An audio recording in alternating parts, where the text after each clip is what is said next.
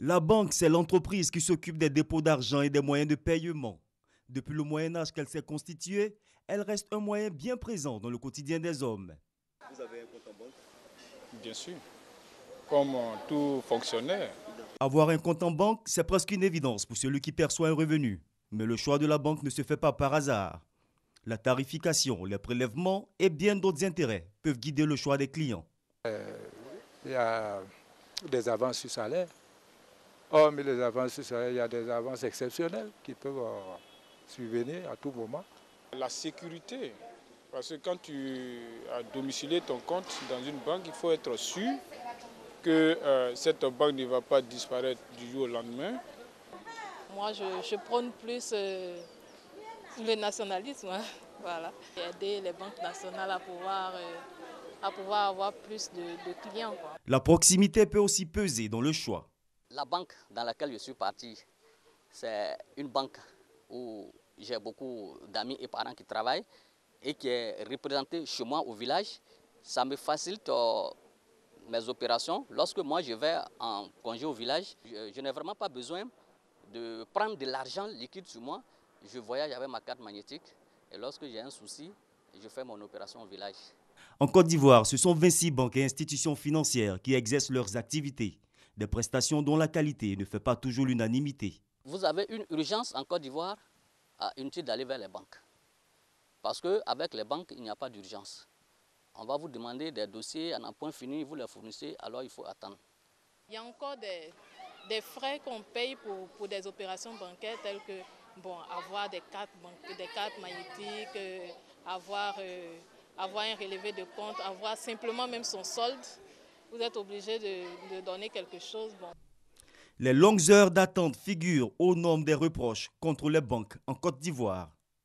Il y a l'attente. Au niveau des banques, les services ne sont pas vraiment rapides. Surtout en matière de réception, la réception. Puis tout le temps qu'on allait solliciter quelque chose, on était presque tout le temps debout. Ça s'est amélioré aujourd'hui au fil du temps. Si des bons points sont à noter, la plupart des clients pensent que beaucoup reste à faire dans les établissements financiers. Celui qu'on appelle le gestionnaire du compte doit être accessible. Si ce n'est pas le cas, tu n'as pas l'occasion d'exprimer tes besoins, alors tu es tout de suite tenté d'aller ailleurs où on peut bien te recevoir. La Côte d'Ivoire dispose de 626 agences d'établissements bancaires et financiers et près de milliers de guichets automatiques et distributeurs automatiques de billets, dont 55% se situent à Abidjan, la capitale économique. Voilà, les Ivoiriens, en tout cas, la majeure partie des téléspectateurs se sont exprimés. Hein. Ils disent que bon, il y a des choses concrètes pour pouvoir choisir une banque. Et ça, c'est l'homme de la rue. Vous, quand on est de votre côté en tant qu'éducateur économique, quels sont les signaux? On se base sur quoi pour choisir, enfin pour bien choisir sa banque? L'élément l'a très bien dit, ce qu'on a écouté tout à l'heure. Effectivement, il ne faut pas choisir sa banque par hasard. Voilà, il s'agit d'argent, il s'agit de finances. Et je l'ai dit la dernière fois sur ce plateau, qu'en matière de finances, il faut réfléchir. Voilà, il faut se mettre à réfléchir à comment faire les choses. Donc, tout de suite, il faut savoir faire la part des choses. Voilà, il faut d'abord faire le point de ses besoins réels. Voilà, de quoi est-ce que j'ai besoin? Quelles sont mes attentes en fait? Tout ça, vous les listez, vous les avez en tête avant d'aller de faire votre choix. Donc, la première des choses tout de suite alors, c'est de savoir de quoi est-ce que j'ai besoin, quelles sont mes attentes, très important. Deuxième chose, c'est de comparer. Dans les attentes, peut-être que je vais revenir un peu. Une attente, ça peut être quoi? Peut-être que moi, je suis salarié, j'ai juste besoin d'une banque où mon employeur qui a mon salaire veut virer mon salaire. Voilà. Peut-être que ça, ce sont mes attentes. Juste ça.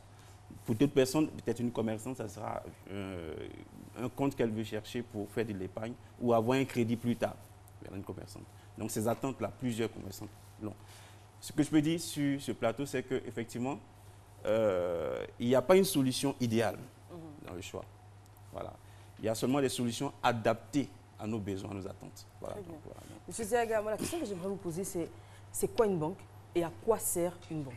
Oui, comme c'est dit, la banque, c'est juste un établissement financier, c'est une structure, c'est une entreprise et qui, ma foi, nous aide en fait à faire des opérations. Voilà. Elle est là pour nous aider à faire des placements, à faire des dépôts, des banques de dépôts, à nous aider aussi à avoir du crédit, à avoir l'accès à des capitaux, très important, et à mettre en place aussi, à aider l'État dans son fonctionnement, de tout ce qui est distribution, tout ce qui est circulation, je veux dire, de la monnaie. Voilà. Parce qu'on a la banque centrale et on a les banques commerciales. Et la banque centrale va, avec les banques commerciales, travailler dans la distribution de ce qu'elle produit comme argent. Donc voilà. Donc tout de suite, pour revenir à ce que je disais, la première chose, c'est juste faire le point de nos besoins. De nos attentes. Et deuxième chose, j'ai dit de comparer. Voilà, j'ai fait le point de mes besoins. Il y a plusieurs banques sur la place. Et je vais maintenant comparer les prix, les frais. Voilà. C'est vrai, je veux ça, mais qu'est-ce que lui là, qu'est-ce que cette banque me propose comme prix? Et je compare. Très important. Voilà. Une troisième chose, c'est d'opter pour la proximité. C'est très important. Quelqu'un l'a dit dans l'élément qu'on a écouté. La proximité, c'est très important. Par rapport peut-être à mon lieu de travail ou à mon lieu d'habitation, je voudrais que ma banque ait peut-être une agence ou une structure près de chez moi ou près de mon activité. Très important. Parce que je suis peut-être dans le commerce et j'ai besoin d'avoir l'argent sur place, aller à la banque, faire des retraits rapidement et venir gérer quelque chose. Donc ça peut être un troisième élément. Voilà. Et un quatrième élément, ça peut être juste de savoir si cette banque-là est répandue. Voilà, s'il y a des agences peut-être dans tout le pays, ou bien même à l'extérieur, si je voyage beaucoup peut-être à l'étranger, est-ce qu'elle est représentée? Voilà, parce que c'est des frais que de pouvoir faire des transactions d'une banque à une autre. Voilà, parce que souvent les banques ne sont pas dans les mêmes réseaux par moment et ça fait des frais. Donc il y a ça qu'il faut aussi voir. Voilà, le côté proximité, très important pour quelqu'un qui veut choisir sa banque. Ouais. Alors, certains téléspectateurs avec qui on discute sur Internet, au fait, il y a le côté humain. Le contact qu'on a avec le gestionnaire, le personnel de la banque, et puis il y a le côté technique, pratique, les agios, tout ça. Expliquez-nous un peu, les agios, tout ça, d'une banque à une autre, comment ça peut, comment on appelle, ça peut différer, comment ça peut évoluer. Les agios, tout ce jargon bancaire, expliquez-nous aussi. Justement, ce qu'on veut expliquer, c'est pour comprendre aux citoyens lambda, pour comprendre très bien.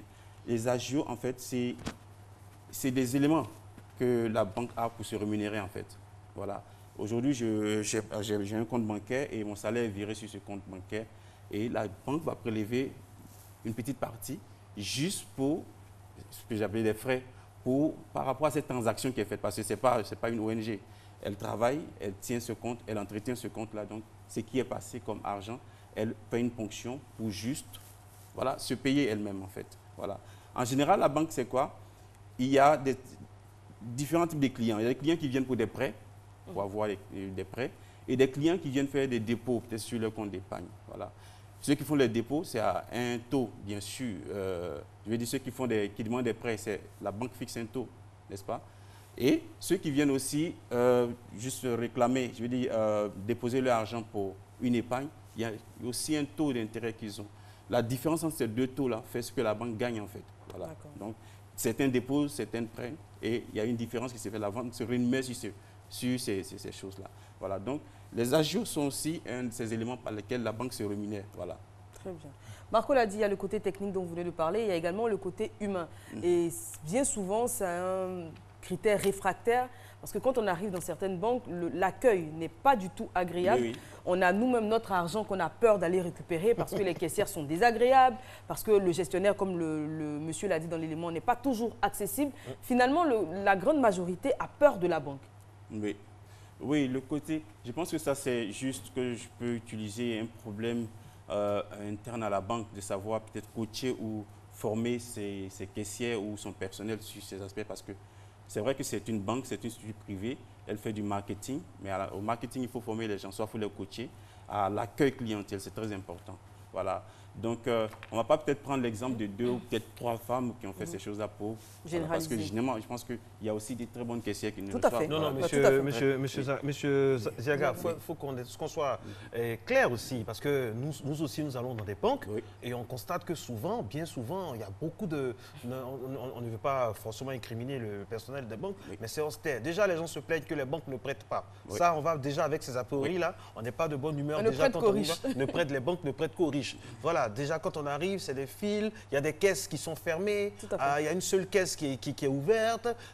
Généralement, hein, ce sont les dames qui sont aux caisses. Oui. Donc, quand c'est comme ça, bon, l'humeur, ça va d'un moment à un autre. On est dépaysés. Donc, dites-nous, concrètement, ne nous faites pas croire que c'est une infime partie. C'est comme ça partout. Pourquoi?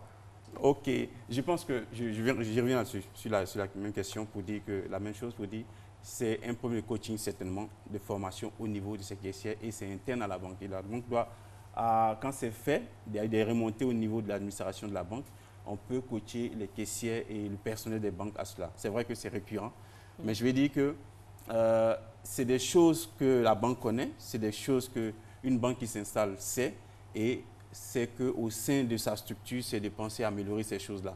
Voilà, on le voit. Mais ce que je peux dire pour la population, c'est vrai, aux citoyens lambda, à qui que ce soit qui va vers ces banques-là, c'est vrai, ça peut arriver par le fait que peut-être on n'a pas un éventail assez large, comme de l'autre côté en Europe, où il y a plusieurs types de banques, il y a plusieurs structures. Peut-être que toi, tu as tes besoins et tes attentes par rapport à une certaine banque qui est seule peut-être dans le pays. Voilà. Et tu es obligé de traiter avec cette banque-là. Tu vas peut-être, voilà, on connaît ça sur d'autres structures, pas forcément au niveau de la banque, mais des structures, je ne vais pas donner les monopoles, tout ça. Voilà, donc ça peut arriver que tu aies ces contraintes-là, mais bon, tu es obligé quand même. Parce que là qu'il faut traiter. Maintenant, à la longue, s'il y a des banques, voilà pourquoi la concurrence, il faut aussi voir, il faut faire le tour de la concurrence. Est-ce qu'il y a une banque, avec mes amis, j'entends parler, ou bien avec des personnes que j'ai vues qui sont dans la même situation que moi, qui ont vu qu'ailleurs ça marche. Tu essaies de voir comment négocier ton départ pour être bien traité parce que de toute façon, c'est ton argent en fait. Il s'agit de tes finances. Voilà, ce n'est pas l'argent de la banque, c'est ton argent. Voilà, donc tu veux quelque part où c'est mieux organisé, bien traité. Donc, petite suggestion, les boîtes à suggestions par exemple, hein, donc pour que les usagers puissent laisser un commentaire, pas toujours négatif, quand c'est bien, il faut le préciser également. Quand on a été bien reçu par une caissière, dire par exemple, la caissière est souriante, elle est agréable, je pense que parce que ça je pense qu'on en voit. Oui, et je fais un coucou à ma gestionnaire. Je suis d'accord. J'allais en faire parce aussi. qu'il ne faudrait pas me créer des problèmes. Voilà, je fais un coucou à ma gestionnaire aussi, qui est excellente. Elle s'appelle comment? Madame Quadio. Moi, c'est Miss Timité, vraiment bisous. Hein. On est ensemble. Hein. On est ensemble. Si je viens, bon. Je suis au travail, donc je vais me poser des questions. Parlons justement des gestionnaires. C'est notre interlocuteur direct. Oui. C'est celui dont on doit être le plus proche, qui doit pouvoir nous proposer des produits. Oui. Parce que j'estime que le gestionnaire est en mesure de connaître vos finances, l'état de vos finances, les rentrées d'argent que vous avez, les sorties que vous avez. Donc, ils savent un peu votre rythme. Et ce gestionnaire-là doit être en mesure de vous proposer des produits avantageux pour vous. À l'extérieur, par exemple, on voit dans les pubs ou même pour ceux qui y vivent ou qui y sont, on voit que le gestionnaire a, par exemple, en train d'envoyer des SMS, qu'il appelle régulièrement, prendre des nouvelles, etc. Il chouchoute un peu le client. Est-ce que c'est le cas ici? Votre réponse on a tout compris. Ce n'est pas tout à fait le cas. Mais comme je suis en train de faire une liste de tout ce qu'il faut avant de pouvoir choisir sa banque, voilà, je passe sur l'autre étape qui est qu'il faut savoir que ce qu'on choisit comme banque, c'est un banquier qu'on choisit en fait. D'accord. Voilà, choisir sa banque, c'est choisir son banquier, n'est-ce pas? Donc, il faut penser à avoir quelqu'un qui est vraiment un interlocuteur, qui sache vous conseiller effectivement par rapport aux finances. C'est très important. C'est un élément aussi à avoir en matière de choix des banques. De banques, c'est très important. Donc, c'est quelqu'un qui est effectivement en train de vous conseiller pour dire, voilà, on a des propositions, voilà ce qu'il faut vous en dire. Vous aviez au départ donné vos attentes par rapport à ça, mais je pense que par rapport aux attentes, voilà quelque chose qui peut vous aider. Voilà, tout de suite. Mais ce que je veux relever, c'est que en allant avec ces ententes-là devant le banquier pour ouvrir un compte, il faut être sûr, c'est toi qui vas ouvrir ton compte. Donc, tu as tes attentes devant toi, tu as tes besoins. Il faut travailler par rapport à tes besoins. Il est devant toi, il va te proposer plusieurs choses à la fois. Peut-être que tu n'as même pas besoin de certains produits, de certains éléments. Toi, reste cantonné sur ce que tu as. Et ce qu'il te propose, si ça va dans le sens peut-être de ce que tu as comme attente, qui peut aider, d'accord. Si tu ne comprends pas tout de suite, ne t'engage pas, tu peux revenir le lendemain, on peut toujours ajouter certaines choses. Voilà. Par exemple, je vais ouvrir un compte, je n'ai même pas besoin de SMS par exemple. On me propose ça sur place, non, tu auras ça plus de SMS et tout. Peut-être que moi, je n'ai pas besoin d'alerte. Voilà, je peux dire d'accord, on peut revoir ça, mais dans le cas présent, je veux juste que vous voyez ce cas-là. J'ai besoin de ça. Est-ce que ça peut se faire? Si c'est le cas, d'accord. Après, je peux peut-être voir que c'est très bon d'avoir des alertes et je peux venir ajouter, il n'y a pas de problème. Voilà. Très souvent, c'est dans des packages. Ça peut ne pas t'arranger, mais tu peux choisir un autre package aussi, je veux dire. Moi, j'ai une question. Dans votre liste, pour choisir bien sa banque, le problème des distributeurs automatiques. Moi, j'ai vécu la chose. Vous avez un parent ou votre enfant a un souci, on touche du bois, qu'il y a une urgence à gérer. Vous allez dans un distributeur, vous n'avez que 5 000 sur vous et ça ne marche pas. Vous allez dans toute la zone, ça ne marche pas. Et souvent, ça avale même la carte. Oui. Je pense que c'est un homicide involontaire. C'est très, très, très déplorable de constater ça vraiment. Parce que d'abord, dans les choix, on a parlé tout à l'heure de proximité. Tu as fait l'effort et tu as ta banque à proximité. Maintenant, c'est par rapport à pouvoir prendre quelque chose quand il y a une urgence. Et que là, tu pars, ça ne marche pas. On est peut-être à 23 heures, il n'y a pas de caisse en ce moment. C'est difficile. Voilà. À ce niveau-là, peut-être, c'est de lancer un appel toujours aux structures financières, aux établissements financiers. Parce que c'est quand même récurrent. Hein. J'ai été victime de ça aussi. C'est récurrent et c'est vraiment... C'est pas toujours qu'on veut aller prendre sa carte et aller dans un autre guichet pour ne pas se faire des frais. Voilà. C'est parce qu'on veut éviter les frais, les coûts qu'on a choisi votre structure et c'est de mettre tout ce qu'il faut pour que les guichets automatiques fonctionnent réellement. Alors, est-ce que c'est avantageux d'avoir, par exemple, deux banques? D'avoir deux comptes différents dans deux banques différentes? Là, je vais revenir sur cet aspect. Peut-être on va parler de compte d'épargne, compte courant. Oui, il arrive très souvent, voilà, qu'on ait un compte, on veut avoir un compte courant et un compte épargne dans le même établissement.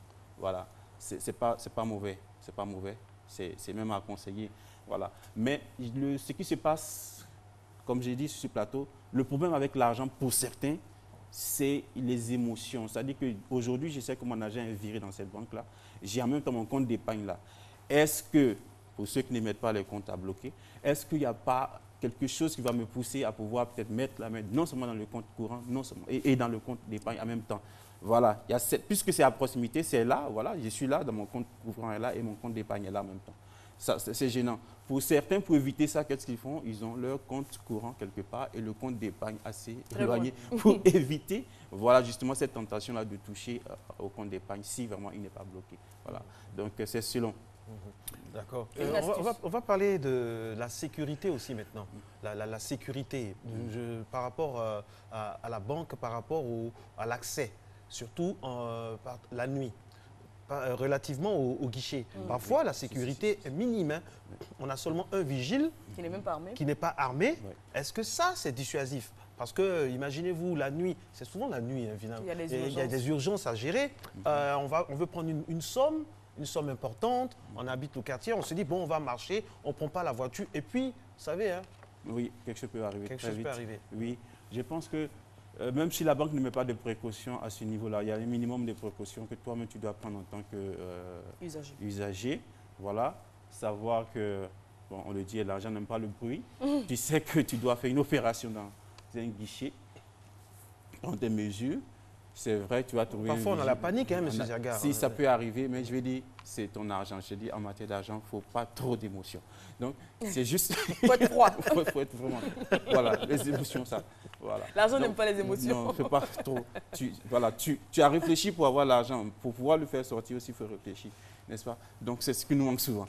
Donc, tu prends un certain nombre de mesures, quand même, tu vas. Je sais que c'est le guichet qui est là et qu'il y a... Voilà. Il y a une pénombre là, je ne vais pas me mettre dans cette pénombre.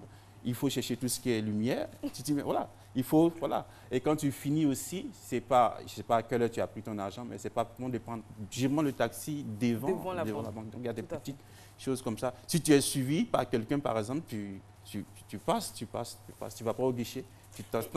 Tu t'assures que, voilà. Je lisais une astuce comme ça sur le net. Le jeune homme disait que quand il part à la banque, au guichet par exemple, pour retirer l'argent, en sortant, il prend une mine décomposée, il serre son visage comme s'il n'avait pas réussi à récupérer. En fait. Ça ne décourage pas, hein, ça.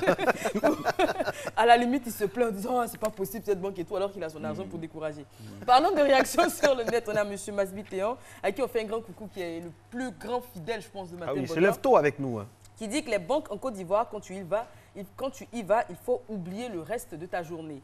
Et puis, il y a M. Honoré Kra qui dit que les banques ne nous disent vraiment pas toute la vérité sur certains produits. Après souscription, il y a des désagréments à ne point finir.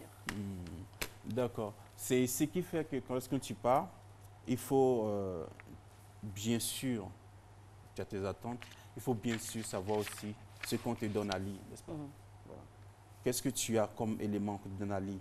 Voilà, par rapport au contrat que tu as, le contrat porteur que tu veux signer, qu'est-ce qu'il y a, qu'est-ce que ça dit réellement? Très important. Très bien.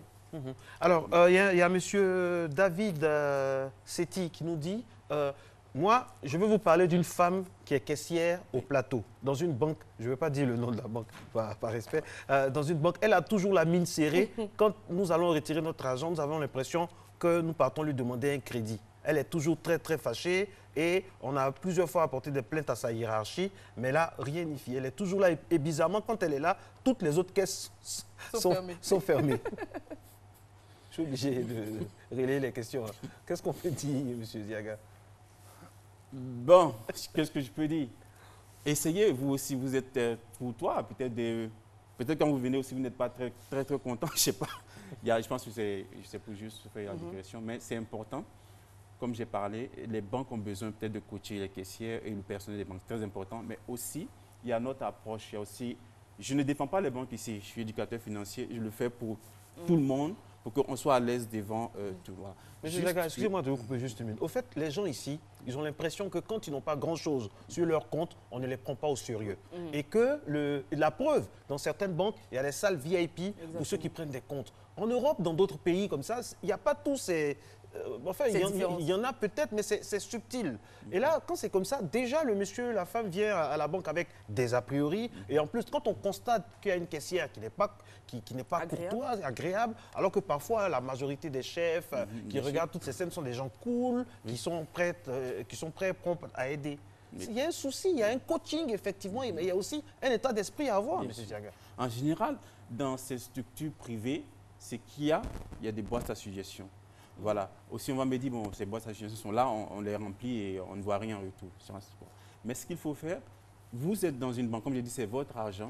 C'est à vous de prendre peut-être rendez-vous avec le conseiller client ou bien, je sais pas, le gestionnaire ou bien le chef d'agence pour parler de ces questions-là. C'est votre argent, c'est votre banque, c'est votre lieu. Voilà. Ce n'est pas que la banque est à elle seule, mais c'est votre lieu. C'est pour vous héberger votre argent dedans. Donc, vous domiciliez tout. Donc, du coup, c'est tant que vous n'êtes pas content, de pouvoir faire ce qu'il y a à faire au niveau du chef d'agence. C'est très important. Faites remonter les informations et ils pourront alors améliorer les choses. D'accord. Okay. On dit une question donc, sur le net. Pourquoi lorsqu'une banque fait de la publicité lorsqu'elle a fait des bénéfices? Dans les mentalités, on pense que la banque a volé l'argent du contribuable. Ce n'est pas du tout vrai. C'est comme toute une entreprise. Tout le monde fait de la publicité. C'est pas... Juste, on fait la publicité pour que les clients viennent à nous. Voilà, c'est pas parce qu'on a eu de l'argent qu'on fait de la publicité. C'est parce qu'on cherche au contraire. Est-ce qu'il faut avoir peur, par exemple, de prendre un prêt? Non, justement, il ne faut pas avoir peur de prendre un prêt. Non, non, non. La banque, justement, est un établissement qui est là, qui nous permet d'avoir accès au crédit, accès aux capitaux. Voilà. Voilà pourquoi la banque existe exactement. Voilà. Donc, il ne faut pas avoir peur de prendre un prêt. Tu prends un prêt pour réaliser quelque chose. Tu n'as pas à avoir peur.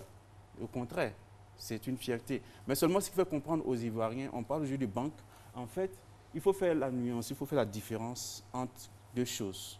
Ce qu'on appelle en banque ou en comptabilité les passifs et les actifs. L'actif, c'est ce qui te revient, c'est ce que tu as, c'est pour toi, c'est ton bien. Le passif, c'est une dette en fait. Donc la dette, là, c'est le prêt que la banque te fait, le crédit, c'est une dette.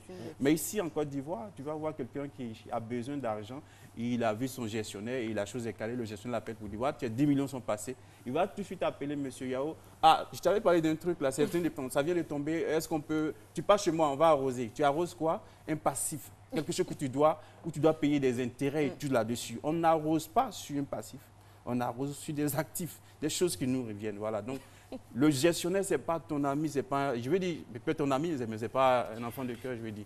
Voilà, donc avant tout, il bosse pour sa chapelle. Donc, toi aussi, il faut savoir comprendre ça, n'est-ce pas? Voilà. Alors, M. Cissé du Canada nous dit, alors, quelles devraient être, monsieur, les relations entre un gestionnaire et son client en 2017? Parce que nous ne sommes plus en 1980, les relations ont changé, aujourd'hui il y a les réseaux sociaux. Quelles devraient être les relations idoines, vraiment correctes entre un gestionnaire et son client? Ça nous vient de M. Cissé qui est au Canada. Au Canada, très belle question. Ça, c'est ce que j'ai parlé dans un des critères, que tu choisis une banque en fait, tu choisis un banquier, tu choisis donc un partenaire.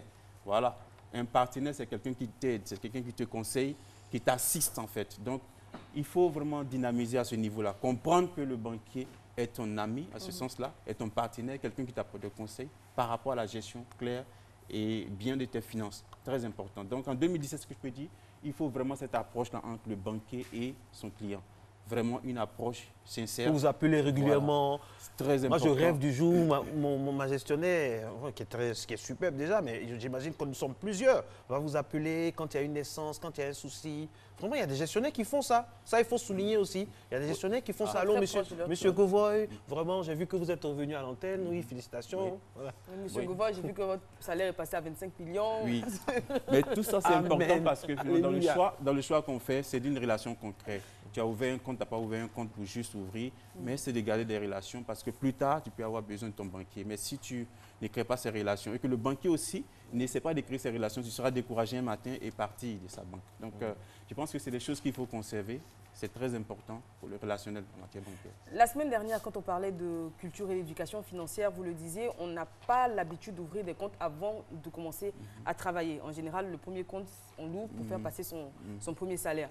Alors que vous l'avez dit, même étant étudiant, on peut ouvrir un compte. À quoi est-ce qu'il va nous servir, par exemple, si on choisit, comment choisir une banque quand on est étudiant et pourquoi choisir une banque? Oui, ce qui est intéressant pour les étudiants en ce moment, je veux dire, c'est de comprendre qu'il est bon d'épargner très tôt. Voilà. Il ne faut pas attendre de finir et tout. Donc, dès maintenant, même en étant au collège, on peut déjà avoir un compte et commencer à épargner très tôt. Voilà. Celui qui épargne très tôt, forcément, et à la longue, je veux dire, quand il sera plus tard dans la vie active, c'est quelqu'un qui pourra vraiment se retrouver financièrement parce que très tôt, il a compris comment ça se fait. Il a une culture d'épargne là déjà. Justement, voilà. On le voit dans les pubs à l'extérieur, il y a des banques qui accompagnent les étudiants, qui ouvrent des produits pour les étudiants, etc. Est-ce que ça existe ici? Est-ce que les banques s'adressent vraiment aux étudiants? Non, pas vraiment. C'est-à-dire que la banque s'adresse à tout le monde ici, ce qu'on constate. Non, non, je ne suis pas... Là, je viens. Non, là, j'ai vu que récemment, de plus en plus, il faut le dire, les banques vont vraiment directement dans des écoles, dans les grandes écoles. Et là, ça se fait avec certaines banques en Côte d'Ivoire ici. Ça, on a pu constater ça. C'est juste qu'on veut enseigner sur l'éducation bancaire aux enfants. Voilà, il faut pouvoir ouvrir son compte et tout. Je veux dire, c'est très important. Et on le voit, c'est vrai. Mais je veux dire, ce n'est pas ce qu'on voit tous les jours. Voilà, peut-être spontanément, quelque chose est fait. Mais ça devait être tous les jours parce que c'est ces élèves-là, ces étudiants, qui vont devenir demain des gens de la société, qui sont les travailleurs demain. Donc très tôt, il faut créer un cadre sérieux, même en banque déjà pour eux. Dans une banque, voilà, peut-être même un gestionnaire spécialement, c'est possible. Voilà. Parce que, comme tu l'as dit, de l'autre côté, ça se fait, on les voit. Voilà. Mais ce qui est intéressant à relever ici pour la jeunesse qui est très tique, c'est de peut-être se former déjà sur les questions de banque en ligne. Voilà, très important. Voilà. Est-ce que et des banques, ça n'existe pas. Je vois qu'il y a beaucoup d'éléments qui sont en train de se mettre en place pour que ça puisse se faire.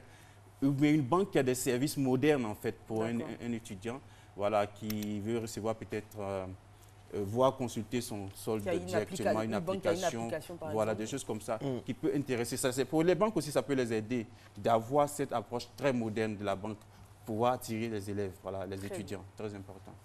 Okay. Merci beaucoup. Merci beaucoup, monsieur Marcel Ziaga, je rappelle, donc, qui est éducateur financier et qui répondait en même temps aux questions des internautes et en même temps qui éclairait notre lanterne face à tout ce qu'il faut avoir comme réflexe quand on ouvre notre banque. Voilà, on salue tous les banquiers, on salue tous ceux qui font partie du monde de la finance également et sachez que nous avons régulièrement le plaisir d'avoir l'expertise de notre invitée, Eva. Oui, on est déjà au terme de notre émission, on a pris beaucoup de plaisir à être avec vous. Vous avez là ce beau drapeau national aux belles couleurs orange, blanc et vert. On va aller jongler. Allons-y. Mesdames et messieurs, un grand moment de télévision. On le sait, les Ivoiriens jouent aujourd'hui contre le Togo. Eva va jongler pour vraiment montrer aux Ivoiriens que, oui, vraiment, là. D'abord, comment on le fait? Non, Eva... Marco, allez-y d'abord. Non, c'est trop facile. Bon, okay. Je vous ai annoncé que c'est une grande joueuse. Vous savez, Eva, elle est très humble. Elle est mignonne, vous la voyez comme ça, mais elle est très humble. Elle a dit, Marcelin, je vais y aller. Je vais donner mon cœur à l'élan patriotique initié par Matin Bonheur pour que la Côte d'Ivoire supporte les éléphants. Allez-y, Eva. Je le fais. Non, mais on le prend dans la main, d'abord. Comme vous voulez. Comme vous voulez. Je attention. Le fais pour Béomi, hein. Vous devez. Voilà, on fait ça. Elle fait ça pour Béomi. Vous voulez jongler combien? 2, 3 ou 5? 1. C'est un bon début. Non. Non, ramenez. Fatim Djedje, venez. Voilà, Fatim Djedje va venir également. Est-ce que Fatim va relever le défi de Eva Amani? Fatim Djedje qui va venir avec le ballon. Ah, voilà, on va voir si la revue de presse a quelque chose à voir avec la revue footballistique. Mettez-vous au milieu. Voilà. Allez-y. Mesdames et messieurs, voilà. Attention, mesdames et messieurs. Elle a fait 2. Et moi, je n'ai plus qu'à faire 3. Mais moi, vous savez, par respect pour ces belles dames, je ne vais pas vouloir jonguer plus qu'elles. Parce que franchement, je ne veux pas les frustrer. Merci beaucoup. Je ne veux pas les frustrer, Eva. Merci Marco, merci Fatih, merci à toute l'équipe de Matin Bonheur. On est très heureux d'être en votre compagnie tous les jours du lundi au vendredi, 5h55, 7h30. Juste après, vous avez rendez-vous avec Yves Aymar pour les rendez-vous de la une. Encore une fois, bonne chance aux éléphants. On est tous derrière vous comme un seul homme. Allez la victoire. Allez, ciao, ciao. Bonne chance.